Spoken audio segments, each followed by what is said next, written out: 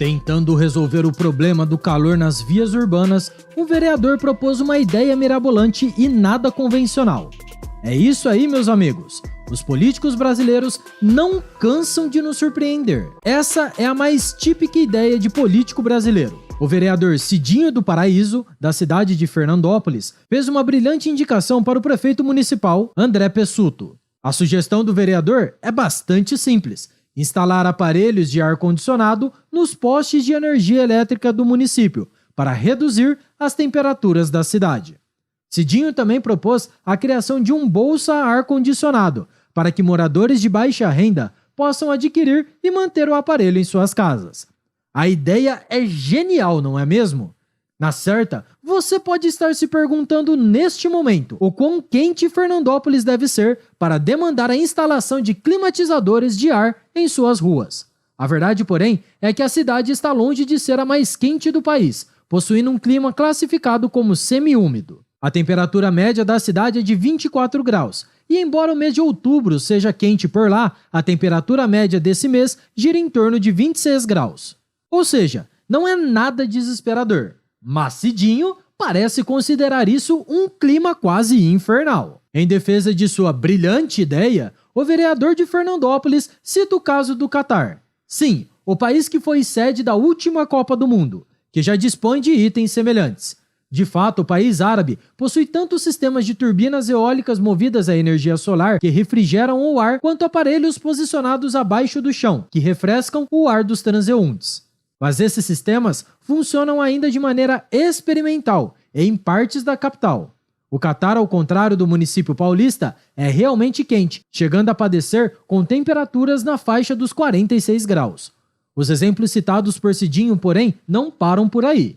Ele também cita um caso brasileiro, o de uma rua na cidade de Teresina, capital do Piauí, que também é climatizada. E isso é verdade, mas o exemplo não é muito bom. A tal rua foi instalada no início dos anos 2000, mas é um experimento isolado, não tendo sido replicado no restante da cidade desde então. Além disso, os equipamentos já estão sucateados, como sempre acontece quando o Estado está frente a algum serviço. De qualquer forma, por se localizar no nordeste do país, Teresina é sim uma cidade bastante quente. Nada disso, porém, desanima o criativo vereador. Porém, logo a pergunta de R$1 milhão, ou até mais do que isso, foi levantada. Quanto que essa brincadeira iria custar aos cofres municipais? E a verdade é que Cidinho não faz ideia do custo total dessa empreitada. Aliás, ninguém sabe. Eles só sabem que isso vai custar muito caro. Novamente, isso não será um problema, afinal de contas, como afirma o próprio vereador, o povo de Fernandópolis, tal como o povo de Catar, é rico, honesto e trabalhador. Pois é. Outras questões foram também levantadas. Por que a prefeitura simplesmente não arboriza a cidade? Isso costuma resolver o problema do calor urbano, principalmente em cidades menores. Afinal de contas, estamos falando de um município com menos de 70 mil habitantes. Porém, Cidinho afirma que, no caso de Fernandópolis, nem as árvores dão conta do calor. Quanto à eficiência das árvores, eu não sei. O que eu sei de verdade é que elas não renderiam uma licitação tão interessante assim. Agora, falando sobre o tal bolsa ar-condicionado que o vereador também propôs. Segundo seus planos, a prefeitura compraria os equipamentos e o emprestaria para as pessoas, que usariam enquanto precisassem e depois devolveriam. A ideia é tão brilhante que eu imagino que só de ouvir o resumo do projeto você já tenha pensado em uma dezena de problemas que poderia decorrer disso, não é mesmo? Bem, de qualquer forma, precisamos ser gentis com o vereador. Combater o calor não é algo ruim, porque ele realmente pode incomodar muitas pessoas. A grande questão é: quanto vai custar ao pagador de impostos a solução estatal para esse problema? É certo que, a essa altura do campeonato, todos já sabemos que qualquer ideia de político é custeada pela população. Ou, como afirma a frase atribuída por Winston Churchill, não há nada que o Estado possa lhe dar que não tenha tirado de você antes. No caso de uma obra gerida pelo Estado, temos de antemão a certeza que ela será muito mais cara do que deveria. Afinal de contas, superfaturamento e obra pública são praticamente sinônimos.